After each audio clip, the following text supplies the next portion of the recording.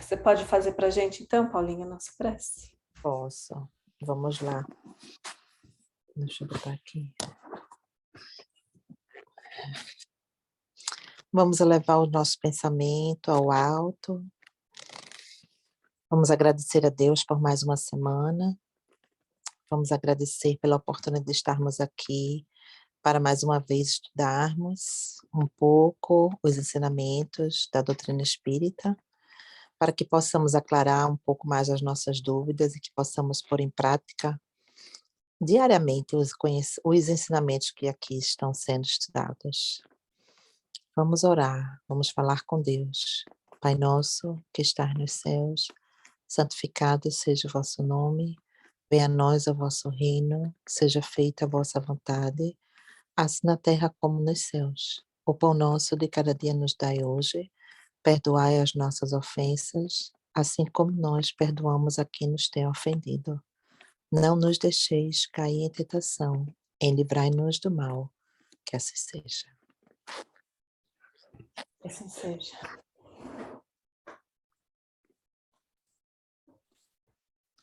Você achou alguma coisa aí, Fabi? Hoje a gente não vai ler a continuação ou o capítulo novo do Livro dos Médiuns, porque como vamos voltar daqui quase 2 meses, a gente vai deixar para lá. Você tá muda, nega?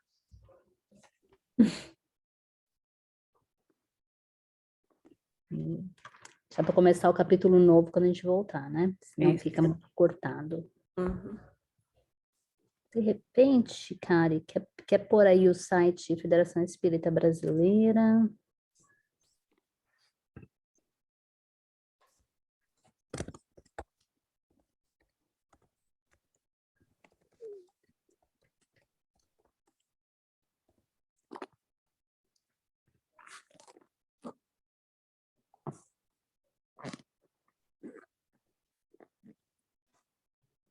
Reformador, é esse? Esse é o nome da revista? Alguém sabe? Não sei, deixa eu ver aqui. Põe aí Federação Espírita Brasileira. Edição do mês, Reformador, O Homem e a Guerra.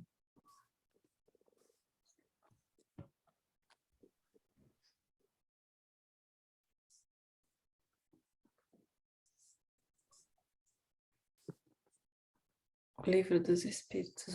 Esse reformador tá como Livro dos Espíritos. É esse mesmo? Não, assim, ó. Peraí que não tô vendo vocês. Ah,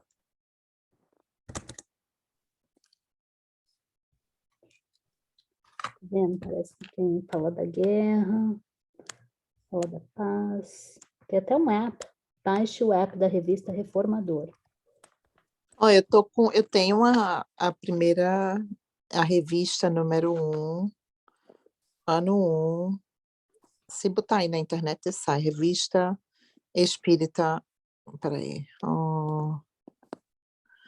É o ano primeiro, 1858. Tem uma coisa aqui coloca aqui no chat o link. Não, eu tô com o iPad. Eu tô no iPad, abri no iPad, mas olha só é buscar Revista Espírita, 1858, janeiro de 1858, que vai aparecer, é o primeiro volume. Porque cada ano ele escreveu uma revista. 1858, primeiro volume, 1858.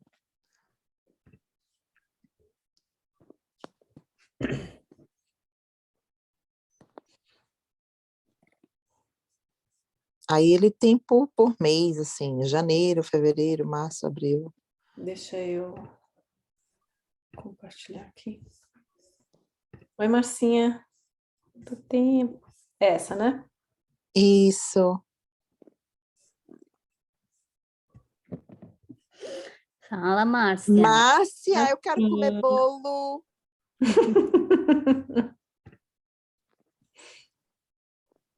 Vamos.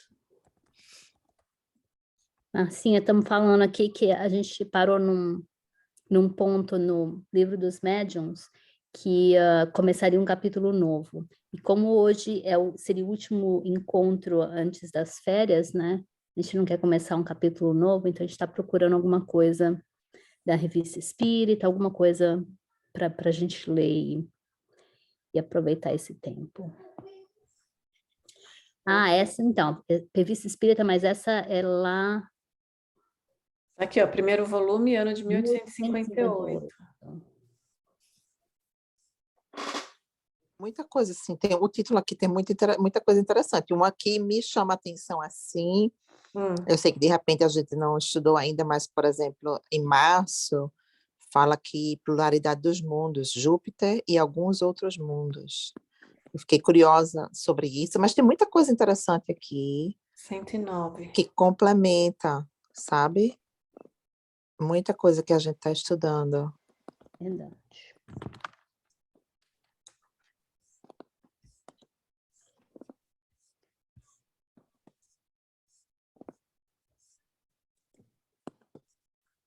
Longo aqui. Pluralidade dos mundos. Quer ler pra gente, Fabi? Vamos lá. Pluralidade dos mundos. Quem ainda não se perguntou, considerando a Lua e os outros astros, se esses globos são habitados? Antes que a ciência nos houvesse iniciado da natureza desses astros, podia-se duvidar.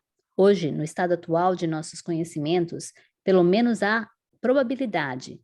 Mas a essa ideia verdadeiramente sedutora são feitas objeções tiradas da própria ciência. Parece, dizem, que a Lua não tem atmosfera e provavelmente não tem água. Isso já caiu abaixo, né? Em Mercúrio, tendo em vista a sua proximidade do Sol, a temperatura média deve ser a do chumbo fundido, de sorte que, se ali houver esse metal, deve correr como a água dos nossos rios. Em Saturno, dá-se exatamente o oposto. Não temos um termo de comparação para o frio que lá deve reinar. A luz do Sol deve ser muito fraca, apesar do reflexo de suas 7 luas e de seu anel, porquanto àquela distância o Sol não deve parecer senão como estrela de primeira grandeza. Em tais condições, pergunta-se se seria possível viver. Não se concebe que semelhante objeção possa ser feita por homens sérios. Se a atmosfera da Lua não foi percebida, será racional inferir que não exista? Não poderá ser formada de elementos desconhecidos ou bastante rarefeitos para não produzirem refração sensível? Diremos a mesma coisa da água ou dos líquidos ali existentes. Em relação aos seres vivos, não seria negar o poder divino julgar impossível uma organização diferente da que conhecemos quando, sob nossos olhos, a providência da natureza se estende com uma solicitude tão admirável até o menor inseto, dando a todos os seres órgãos apropriados ao meio em que devem viver, seja a água, o ar ou a terra, estejam imersos na escuridão ou expostos à luz do sol? Se jamais houvéssemos visto peixes, não poderíamos conceber seres vivendo na água. Não faríamos uma ideia de sua estrutura. Ainda há pouco tempo, quem teria acreditado que um animal pudesse viver indefinidamente no seio de uma pedra? Mas sem falar desses extremos, os seres que vivem sob o forte calor da zona tórrida poderiam existir nos gelos polares? E, entretanto, há nesses gelos seres organizados para esse clima rigoroso, incapazes de suportar a ardência de um sol tropical. Por que, então, não admitir que os seres possam ser constituídos de maneira a viver em outros globos e em um meio totalmente diferente do nosso? Seguramente, sem conhecer a constituição física da Lua, dela sabemos o bastante para estarmos certos de que, tais quais somos, ali não poderíamos viver, como não o podemos no seio do oceano, na companhia dos peixes.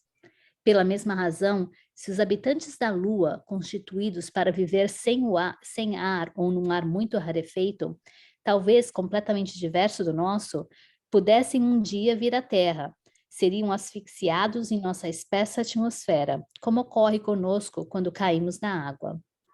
Ainda uma vez, se não temos a prova material e de viso da presença de seres vivos em outros mundos, Nada prova que não possam existir organismos apropriados a um meio ou a um clima qualquer.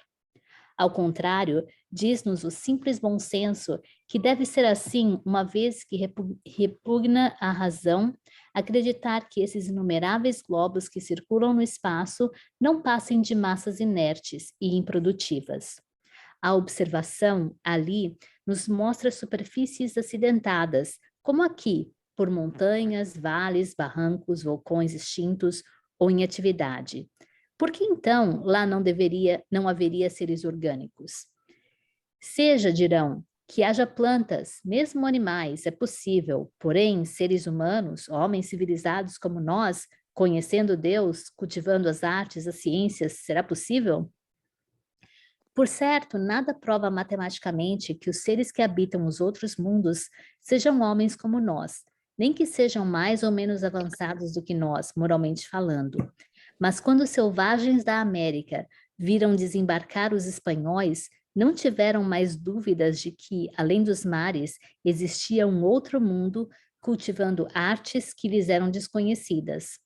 A terra é salpicada de inumerável quantidade de ilhas, pequenas ou grandes, e tudo o que é habitável é habitado. Não surge no mar um rochedo sem que o homem ali não plante a sua bandeira. Que diríamos se os habitantes de uma dessas menores ilhas, conhecendo perfeitamente a existência das outras ilhas e continentes, mas não tendo tido jamais relações com os que os habitam, acreditassem ser os únicos seres vivos do globo? Dir-lhe-íamos: como podeis acreditar que Deus tenha feito o mundo somente para vós? Por qual estranha bizarrice vossa pequena ilha, perdida num canto do oceano, teria o privilégio de ser a única habitada? Podemos dizer o mesmo em relação às outras esferas, porque a Terra, pequeno globo imperceptível na imensidão do universo, que dos outros planetas não se distingue nem por sua posição, nem por seu volume, nem por sua estrutura, visto não ser nem a menor, nem a maior, nem está no centro, nem na extremidade, por que dizíamos, dentre tantas outras seria a única morada de seres racionais e pensantes? Que homem sensato poderia crer que esses milhões de astros que cintilam sobre nossas cabeças foram feitos somente para recriar os nossos olhos? Qual seria, então, a utilidade desses outros milhões de globos invisíveis a olho nu e que não servem sequer para nos iluminar? Não haveria, ao mesmo tempo, orgulho e impiedade pensar que assim fosse? Aqueles a quem pouco importa a impiedade, diremos que é ilógico. Chegamos, pois, por um simples raciocínio que muitos outros fizeram antes de nós, a concluir pela pluralidade dos mundos, e esse raciocínio é confirmado pelas revelações dos Espíritos. Com efeito, eles nos ensinam que todos esses mundos são habitados por seres corporais apropriados à constituição física de cada globo, que entre os habitantes desses mundos, uns são mais, outros menos adiantados que nós, do ponto de vista intelectual, moral e mesmo físico. Ainda mais, sabemos hoje que podemos entrar em relação com eles e obter informações sobre o seu estado. Sabemos, igualmente, que não apenas são habitados todos os globos por seres corpóreos, mas que o espaço é povoado de seres inteligentes, a nós invisíveis por causa do véu material lançado sobre a nossa alma, e que revelam sua existência por meio ocultos ou patentes. Assim, tudo é povoado no universo. A vida e a inteligência estão por toda parte, nos globos sólidos, no ar, nas entranhas da terra, e até nas profundezas etéreas. Haverá nessa doutrina alguma coisa que repugne a razão? Não é, ao mesmo tempo, grandiosa e sublime? Ela nos eleva por nossa própria pequenez, bem ao contrário desse pensamento egoísta e mesquinho, que nos coloca como os únicos seres dignos de ocupar o pensamento de Deus. Nossa, Muito bom essa introdução, né? Foi de matar, né? É verdade. Oi, Su, tudo bem? Oi. Zé, Nós não Atrasada, estamos mas vem. estudando, não, a gente não está estudando a continuação do Livro dos Médiuns porque é um capítulo novo, então a gente vai dar início só quando voltar de férias. E aí a gente está lendo, então, uma parte da primeira revista espírita de Allan Kardec. Ah, eu vi, falei, uai, nunca vi isso aqui, tá bom, que bom. Vamos lá, então? Manda. Então, e esse é um outro artigo ou é tudo um artigo só? Eu acho que é um capítulo dessa revista, que está falando da pluralidade dos mundos e dos planetas, né? Da habitação de planetas diferentes. Então, esse que você leu foi só uma introdução do capítulo. Ah, tá. Meio que um livro, né? É. Bem aprofundado. Júpiter e alguns outros mundos. Antes de entrar em detalhes nas revelações que nos fizeram os espíritos sobre o estado dos diferentes mundos, vejamos a que consequência lógica podemos chegar por nós mesmos e unicamente pelo raciocínio. Reportando-nos à escala espírita que demos no número anterior, rogamos às pessoas desejosas de se aprofundarem seriamente nessa nova ciência que estudem cuidadosamente esse quadro e dele se compenetrem. Aí encontrarão a chave de mais de um mistério. Então, está falando da escala, né, da pureza dos espíritos, que está em capítulo anterior. O mundo dos espíritos compõe-se das almas de todos os humanos desta terra e de outras esferas, despojadas dos liames corporais. Do mesmo modo, todos os humanos são animados por espíritos neles encarnados. Há, pois, solidariedade entre esses dois mundos. Os homens terão as qualidades e as imperfeições dos espíritos aos quais estão unidos. Os espíritos serão mais ou menos bons ou maus conforme os progressos que hajam feito durante sua existência corporal. Essas poucas palavras resumem toda a doutrina. Como os atos dos homens são o produto do seu livre-arbítrio, carregam a marca da perfeição ou da imperfeição do espírito que os provoca. Ser-nos-á, pois, muito fácil fazer uma ideia do estado moral de um mundo qualquer, conforme a natureza dos espíritos que o habitam. De algum modo, poderíamos escrever sua legislação, traçar o quadro de seus costumes, de seus usos e de suas relações sociais. Suponhamos, então, um globo habitado exclusivamente por espíritos da 9ª classe, por espíritos impuros, e para lá nos transportemos pelo pensamento. Nele veremos todas as paixões liberadas e sem freio, o estado moral no mais baixo grau de embrutecimento, a vida animal em toda a sua brutalidade, nada de laços sociais, porquanto cada um só vive e age por si e para satisfazer seus grosseiros apetites. O egoísmo ali reina como soberano absoluto, arrastando no seu cortejo o ódio, a inveja, o ciúme, a cupidez e o assassino. Passemos agora a uma outra esfera, onde se encontram espíritos de todas as classes da 3ª ordem. Espíritos impuros, levianos, pseudo-sábios, neutros. Sabemos que o mal predomina em todas as classes dessa ordem. Porém, sem ter o pensamento do bem, o do mal decresce à medida que se afastam da última classe. O egoísmo é sempre o móvel principal das ações, mas os costumes são mais suaves, a inteligência mais desenvolvida. O mal aí está um pouco disfarçado, enfeitado, dissimulado. Essas próprias qualidades dão origem a outro defeito, o orgulho, pois as classes mais elevadas são suficientemente esclarecidas para terem consciência de sua superioridade, mas não o bastante para compreenderem aquilo que lhes falta. Daí sua tendência à escravização das classes inferiores ou das raças mais fracas, que mantém sob o seu jugo.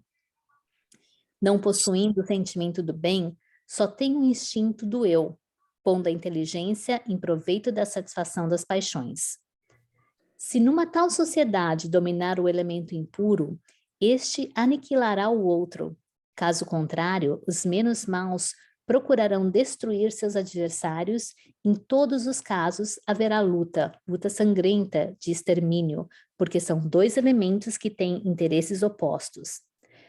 Para proteger os bens e as pessoas, serão necessárias leis, mas essas leis serão ditadas pelo interesse pessoal e não pela justiça. É o forte que as fará, em detrimento do fraco. Suponhamos agora um mundo onde entre os elementos maus que acabamos de ver se encontrem alguns da segunda ordem. No meio da perversidade, veremos aparecer então algumas virtudes. Se estiverem em minoria, os bons serão vítimas dos maus. Porém, à medida que aumente a sua preponderância, a legislação será mais humana, mais equitativa, e para todos, a caridade cristã deixa de ser letra morta. Desse mesmo bem nascerá outro vício. A despeito da guerra incessante que os maus declarem aos bons, não podem evitar que se estimem em seu fórum íntimo, percebendo o ascendente da virtude sobre o vício e não tendo força nem vontade de praticá-la, procuram parodiá-la, tomam-lhe a máscara. Daí os hipócritas, tão numerosos em toda a sociedade onde a civilização é imperfeita. Então, já falou do egoísmo, né? Não é da vaidade. Qual que foi o segundo?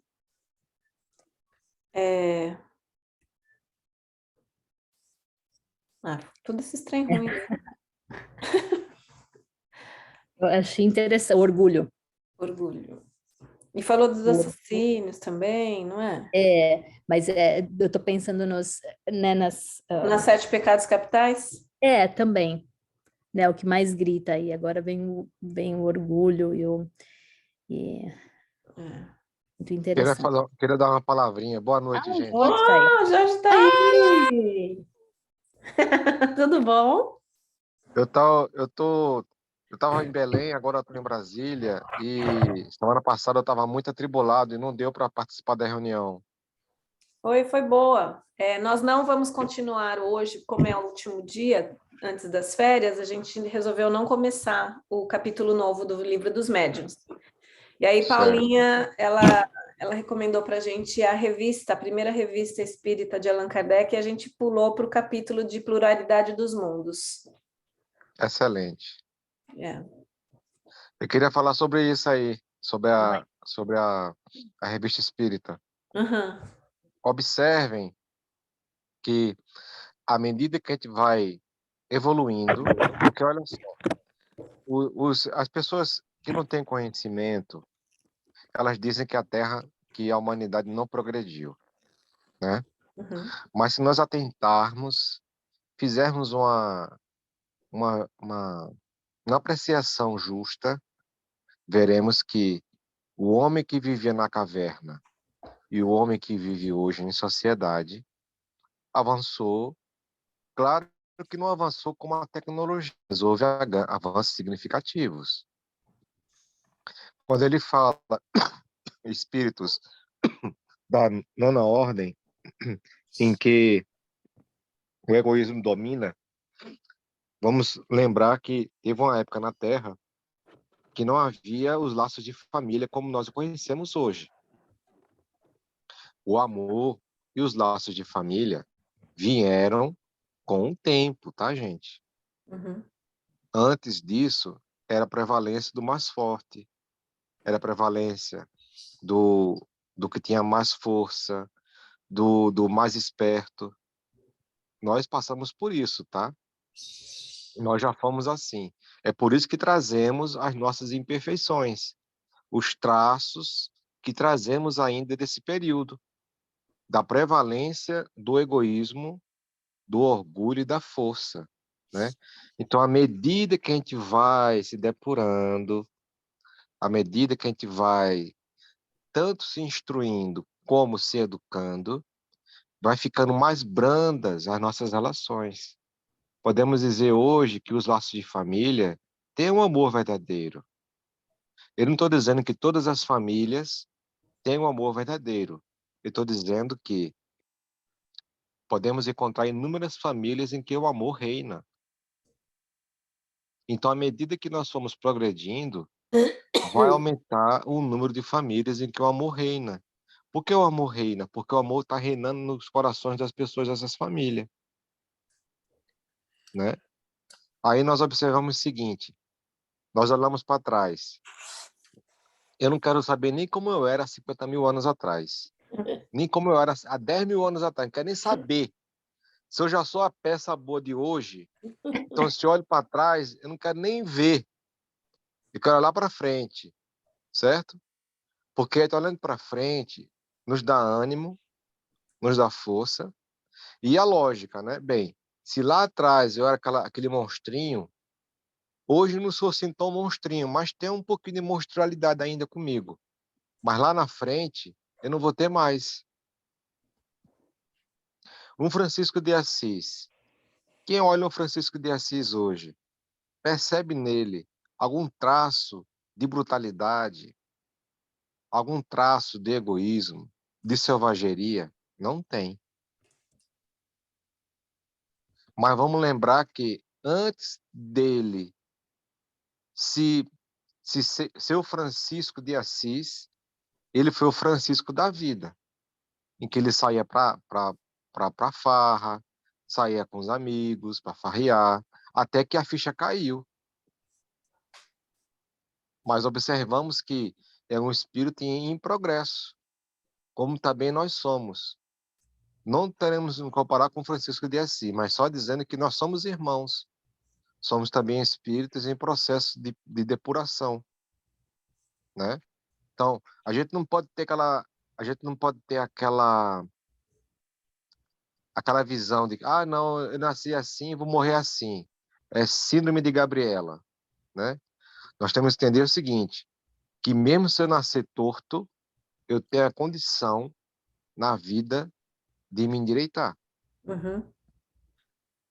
entendeu? Isso é muito profundo, porque justamente é o que é impregnado na cabeça das pessoas, porque é muito cômodo para elas, como existe a hipnose coletiva, que vai dizer assim, é porque eu não sou perfeito, então tá tudo certo, vou continuar errando, e é porque eu nasci assim, vou morrer assim. Então, assim, o esforço de querer se melhorar é mínimo, né? Então, faz... Inclusive,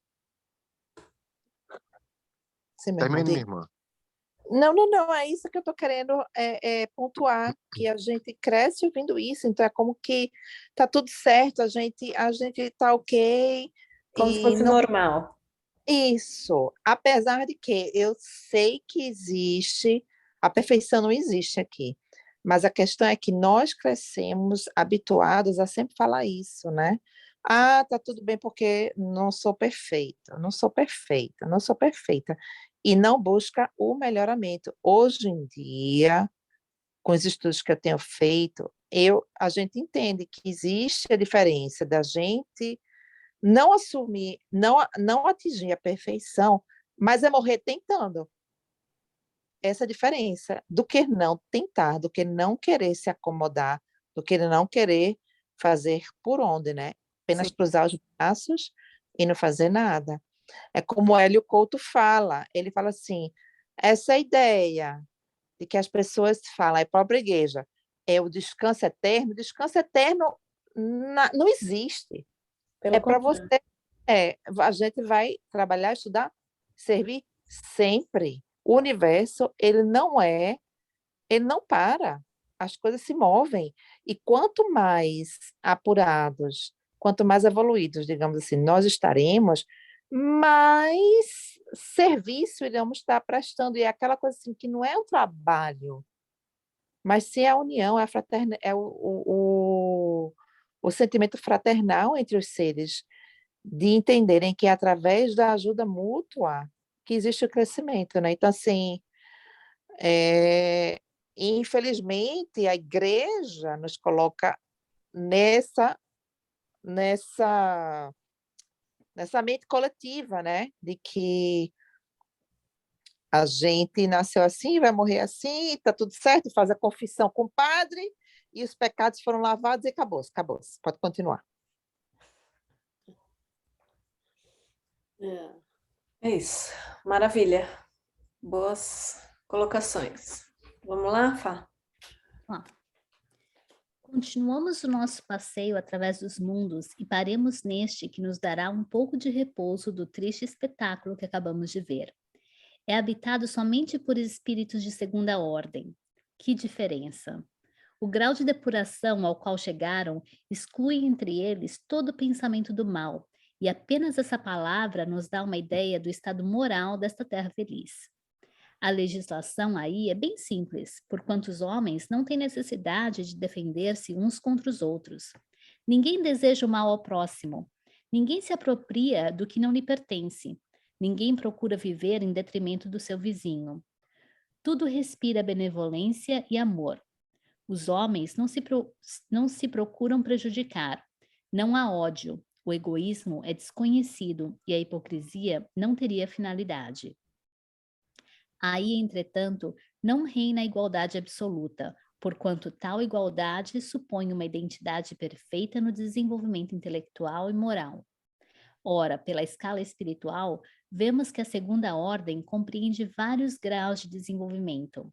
Haverá, pois, desigualdade nesse mundo, porque muitos encarnados serão mais avançados que outros. Mas, como entre eles só há o pensamento do bem, os mais elevados não conceberão o orgulho, nem os outros a inveja. O inferior compreende a ascendência do superior e a ela se submete, visto ser puramente moral essa ascendência e ninguém se serve dela para oprimir os outros. As consequências que tiramos desses quadros, embora apresentados de maneira hipotética, não são menos racionais, podendo cada um deduzir o estado social de um mundo qualquer de acordo com a proporção dos elementos morais que o constituem. Já vimos, abstração feita da revelação dos espíritos, que todas as probabilidades apontam para a pluralidade dos mundos. Ora, não é menos racional pensar que nem todos estejam no mesmo grau de perfeição, e que por isso mesmo nossas suposições bem possam ser realidades. Não conhecemos de maneira positiva senão o nosso mundo. Que posição ocuparia ele nessa hierarquia? É preciso considerar o que aqui se passa para ver o que está longe de merecer a primeira classe. E estamos convencidos de que, ao ler estas linhas, já lhes terá marcado a posição. Quando os espíritos afirmam que a Terra, se não está na última classe, está numa das últimas, infelizmente, o simples bom senso nos diz que não se enganam. Temos ainda muito a fazer para elevá-la à categoria do mundo que descrevemos por último, e muita necessidade de que o Cristo nos venha mostrar novamente o caminho. Quanto à aplicação que podemos fazer de nosso raciocínio aos diferentes globos do nosso turbilhão planetário, só temos o ensino dos espíritos. Ora, para os que só admitem provas palpáveis, é positivo que sua assertiva a esse respeito não tenha certeza da experimentação direta. Entretanto, diariamente, não aceitamos confiantes as descrições que os viajantes nos fazem de países que jamais vimos? Se só devêssemos crer no que vemos, creríamos em pouca coisa. O que aqui dá certo valor ao que dizem os espíritos é a correlação existente entre eles, pelo menos quanto aos pontos principais. Para nós que temos testemunhado essas comunicações centenas de vezes, que as temos apreciado em seus mínimos detalhes, que lhes investigamos os pontos fracos e fortes, que observamos as similitudes e as contradições, nelas encontramos todos os caracteres da probabilidade. Contudo, não as damos senão como inventário e a título de ensinamentos de que cada um será livre para dar a importância que julgar conveniente. Segundo os espíritos, o planeta Marte seria ainda menos adiantado que a Terra. Será que lê esse 17 aí? Está no final da página? Tá. Okay. Trata-se de uma mera suposição, sem o que Kardec não teria empregado o verbo ser no condicional. Okay. Então, de novo, segundo os espíritos, o planeta Marte seria ainda menos adiantado que a Terra. Os espíritos ali encarnados parecem pertencer quase que exclusivamente à nona classe, a dos espíritos impuros, de sorte que o primeiro quadro que demos acima seria a imagem desse mundo. Vários outros pequenos globos estão, com alguns matizes, na mesma categoria.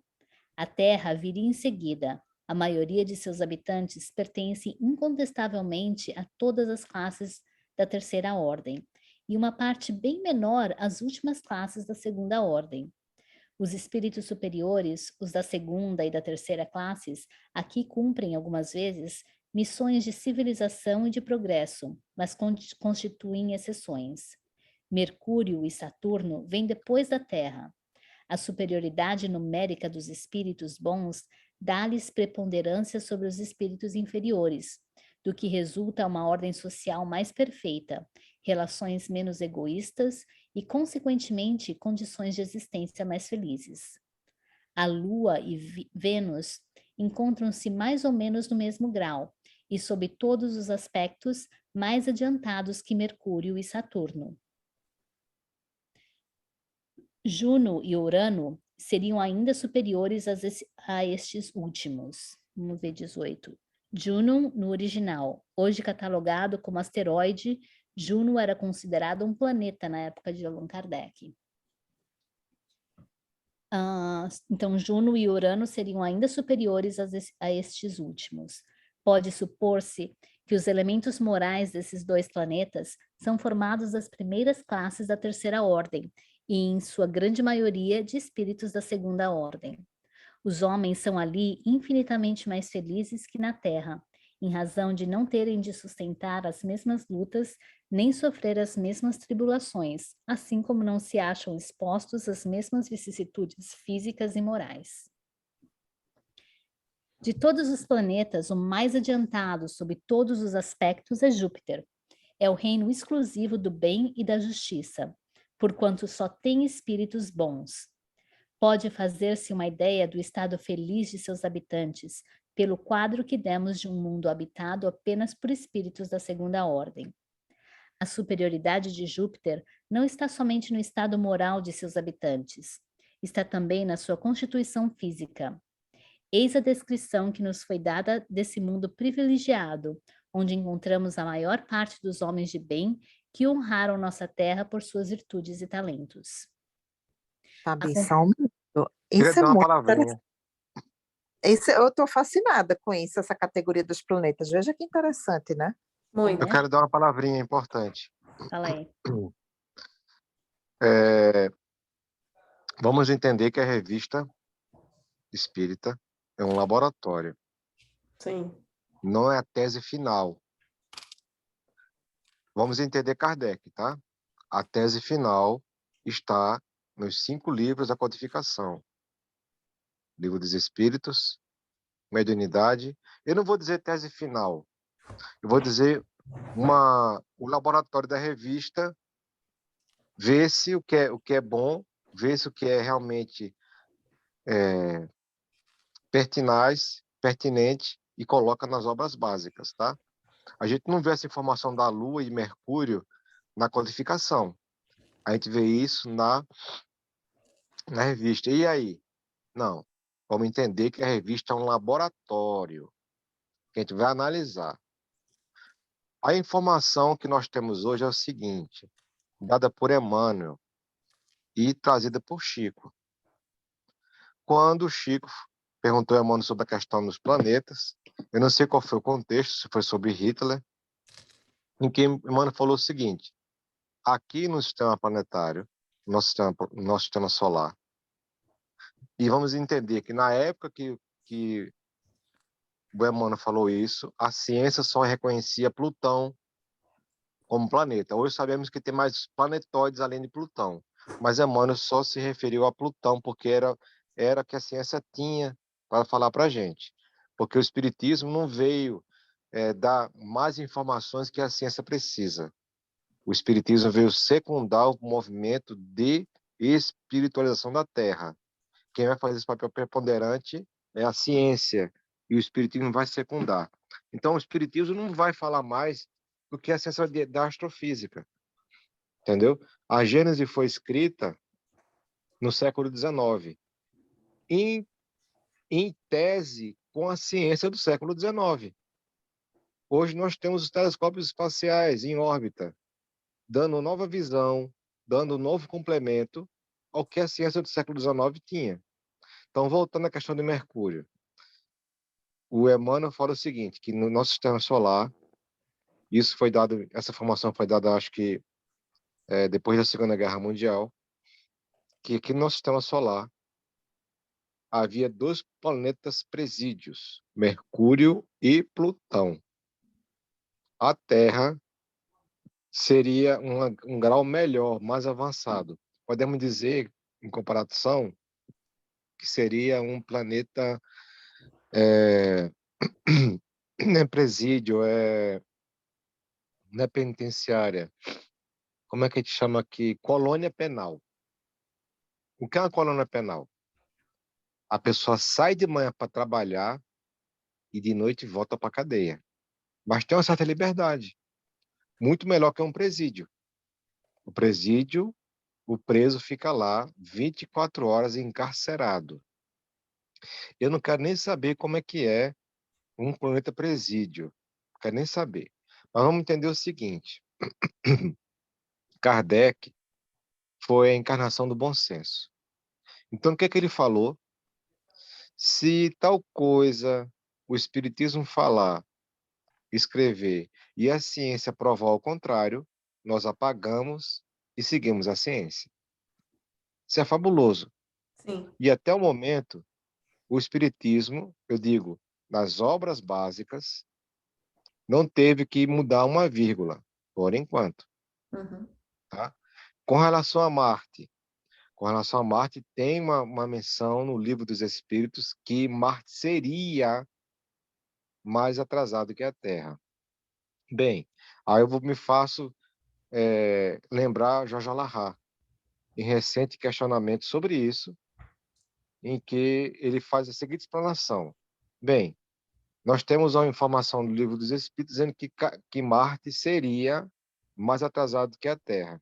Mas nós temos informe de Humberto de Campos, nós temos informes de alguns espíritos, a Maria João de Deus, né, Cartas de uma Morta, em que tanto Maria João de Deus foi lá em espírito visitar Marte, como também o espírito Humberto de Campos, e falou e mostrou para nós uma sociedade muito mais avançada do que a Terra. Bem, e agora o que nós fazemos? Vamos lembrar Kardec. Quando nós comprovarmos de fato que Marte é mais avançado ou mais atrasado que a Terra, nós vamos seguir o que o fato nos trazendo, sem provocar questionamento, sem provocar dissidência nem cisma, apenas fazer o entendimento. Bem, Humberto de Campos falou que Marte é mais adiantado. Beleza, agora vamos esperar a opinião da ciência. Kardec, no Livro dos Espíritos, falou que Marte é mais atrasado. Humberto de Campos falou com Chico Xavier, por Chico, que Marte seria mais adiantado. E aí? Bem, vamos esperar, porque essa informação, se é ou se não é, para nós aqui da Terra, não muda muita coisa, porque o mais importante é a não melhoria do nosso planeta. Porque se Marte é mais adiantado ou mais atrasado, compete aos nossos irmãos em Marte, não nós aqui da Terra. Era isso que queria colaborar. Tá ótimo. Obrigada, viu? Vamos lá, Fabi, acho que faltam só umas 3 páginas. A conformação do corpo é mais ou menos a mesma daqui, porém é menos material, menos denso e de uma maior leveza específica. Enquanto rastejamos penosamente na Terra, o habitante de Júpiter transporta-se de um a outro lugar, deslizando sobre a superfície do solo quase sem fadiga, como o pássaro no ar ou o peixe na água. Sendo mais depurada a matéria de que é formado o corpo, dispersa-se após a morte, sem ser submetida à decomposição pútrida. Ali não se conhece a maioria das moléstias que nos afligem, sobretudo as que originam dos excessos de todo gênero e da devastação das paixões. A alimentação está em relação com essa organização etérea. Não seria suficientemente substancial para os nossos estômagos grosseiros, sendo a nossa por demais pesada para eles. Compõe-se de frutos e plantas. De alguma sorte, aliás, a maior parte, eles a aurem no meio ambiente, cujas emanações nutritivas aspiram. A duração da vida é, proporcionalmente, muito maior que na Terra. A média equivale a cerca de 5 dos nossos séculos. O desenvolvimento é também muito mais rápido e a infância dura apenas alguns dos nossos meses. Sob esse leve envoltório, os espíritos se desprendem facilmente e entram em comunicação recíproca apenas pelo pensamento, sem todavia excluir a linguagem articulada. Para a maior parte deles, também, a segunda vista é uma faculdade permanente. Seu estado normal pode ser comparado ao de nossos sonâmbulos lúcidos. Eis porque nos manifestam mais facilmente do que os encarnados nos mundos mais grosseiros e mais materiais. A intuição que tem do seu futuro, a segurança dada por uma consciência isenta de remorsos, fazem que a morte não lhes cause nenhuma apreensão. Veem-na chegar sem temor e com simples transformação.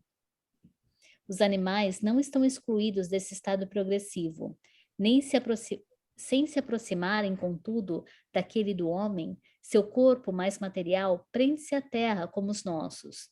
Sua inteligência é mais desenvolvida que a dos nossos animais.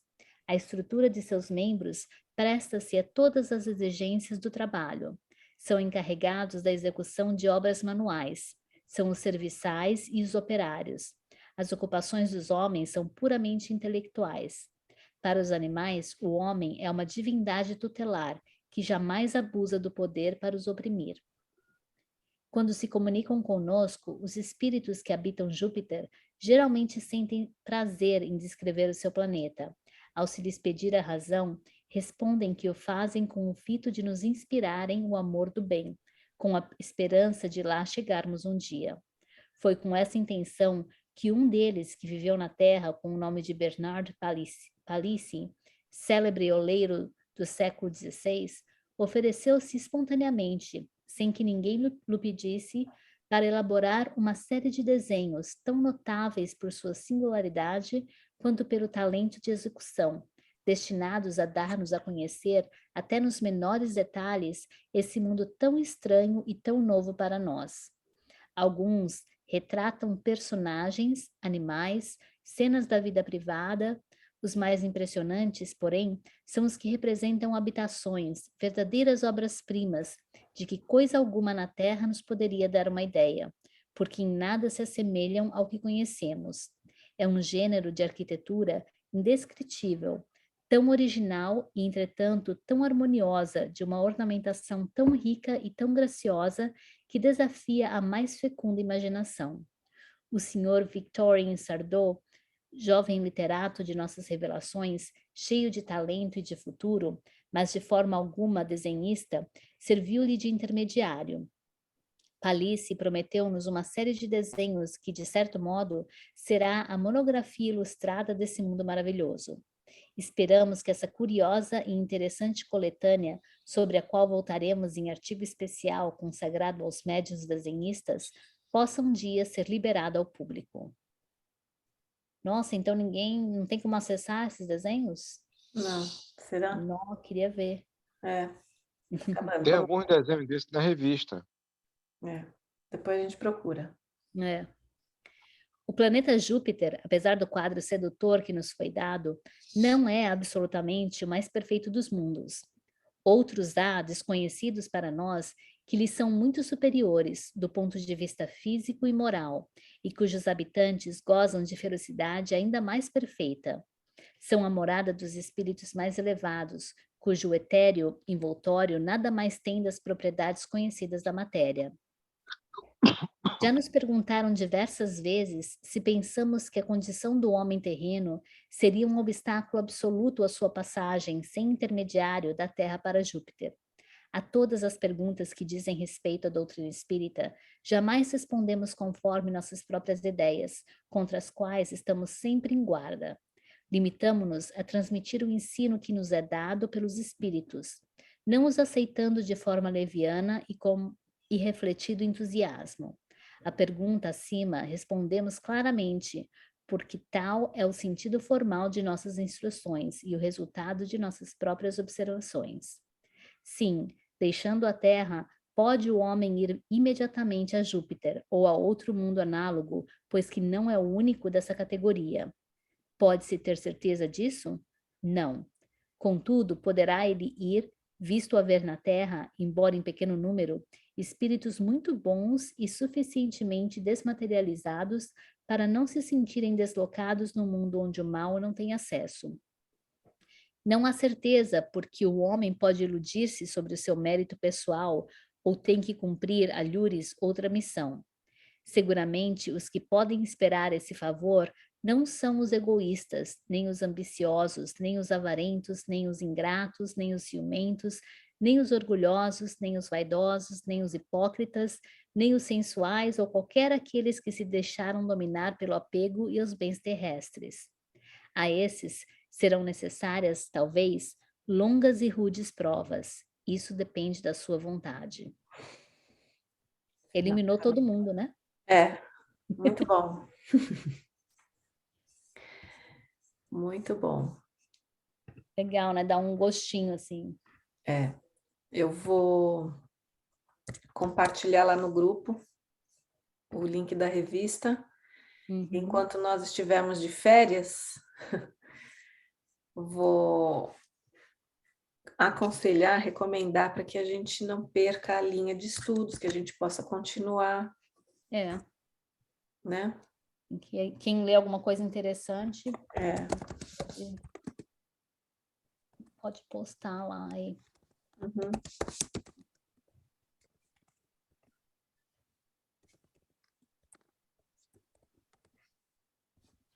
Suzete tá aí? Tá tão escuro. Tá escuro? Tô com a luz apagada. Ah,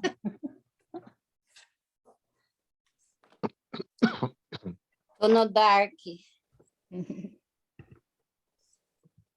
é isso aí, gente.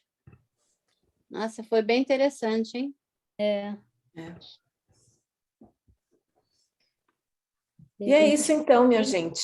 São podia até incorporar, hein, Kari, umas leituras assim, tipo, sei lá, cada 4 ou 5 semanas, um capítulo da revista, né? capítulo, é alguma coisa interessante, se alguém puder. O que a gente poderia fazer é pegar o tema que a gente está estudando no livro dos médiuns e procurar no índice das revistas para a gente ter um material complementar. É, Que porque eu acho que realmente complementa bem, né? E a linguagem está bem fácil, né? Bem acessível, eu também achei. É. E a E- Márcia apareceu no último dia, Márcia? Para se despedir? Ah, minha filha, nossa, esses últimos, talvez 4 semanas, primeiro que eu fui para Wisconsin, depois tive que ir para o Brasil. Você não quer fazer, não vai fazer encerramento, não? Então, a Vamos gente fazer está querendo encerramento. fazer uma Porque festinha depois junina a dia gente... 25. Hã? Festa junina, dia 25, na casa da Norma, lá no salão. Eu estou falando da reunião de hoje, não vai fazer um encerramento, não? Fazer Hoje vai oração, ser a falar última, né? Porque tem muito pouca gente. Ok.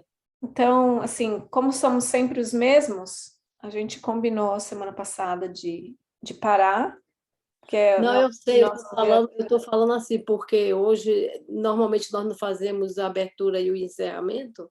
ela fala da oração para A encerrar. oração, é isso que eu estou Ah, falando. vamos sim. Vamos. Porque nós estamos entrando em assuntos que talvez seria melhor depois da Não, sem oração e problema. do encerramento. É isso que eu estou falando. Vamos lá, então, você pode encerrar para a gente? Eu vou tentar. Minha cabeça, eu estou com um problema de sinusite, rinite alérgico. Minha cabeça está bem. Ai, tá bom. Então, vamos assim, mais uma vez, agradecer a Deus pela oportunidade de hoje que tivemos, que não fosse do nosso estudo, mas que ainda assim é um estudo para nós, para aprendermos e vermos as diferenças, pluralidades, e ver o quanto Deus é grande, é infinitamente maravilhoso, que nos dá oportunidades e condições de conhecimento e ajudando o nosso progresso também, né, o nosso crescimento. Agradecendo também aos espíritos de luzes que estiveram cada um no ambiente de cada um de nós e energizando a água de quem tem a água por perto, para que ao beber sirva de remédio para o corpo, para o físico e também para o espírito. E com a oração que Jesus nos ensinou, nós damos encerramento à nossa reunião de hoje, e com a esperança de que em agosto possamos entrar com firmeza, entrar com vontade de darmos seguimento aos nossos estudos. Pai nosso que estás no céu, santificado seja o vosso nome. Venha a nós o vosso reino, seja feita a vossa vontade, assim na terra como no céu. O pão nosso de cada dia nos dai hoje, perdoai nossas ofensas, assim como nós perdoamos a quem nos tem ofendido. Não nos deixeis cair em tentação, mas livrai-me, Senhor, de todo mal. Amém. Que assim seja. Amém. Nossa, a renite veio assim para minha garganta e arde. Aí Norma falou assim, você já fez teste de Covid? Eu digo, rapaz, esquece Covid, tudo é Covid.